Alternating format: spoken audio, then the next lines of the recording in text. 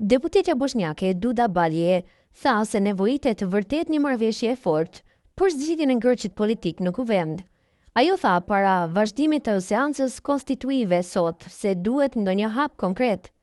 Ne në fakt e kemi normalizuar situatën dhe tash çdo 48 orë nuk varet prej neve, domethënë, vërtet duhet të ulemi dhe të bëjmë një marrëveshje më të shëndetshme, më të fortë, se kështu nuk e di.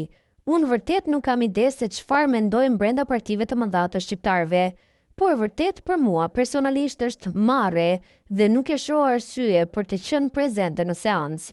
Vërtet, duhet bërë ndonjë hap konkret, tha ajo. Balje shtoi se nuk ka asnjë lëvizje dhe asgjë të re, ndërsa sipas saj kjo gjendje po normalizohet dhe partitë kanë nisur përgatitjet për zgjedhjet lokale.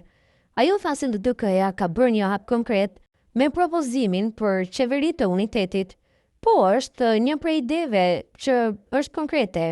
A është e mira, është e keqe, është ide dhe është konkrete.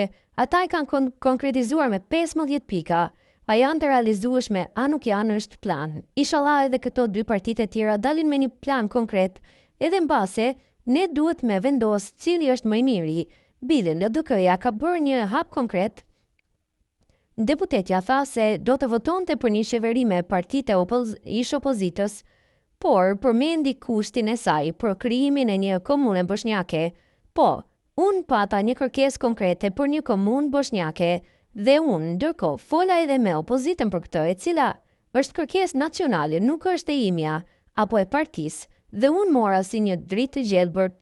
Nëse është në gjendje për të folur më konkretisht, po, unë do të vazhdoj, tha ndër të tjera, Duda Balje.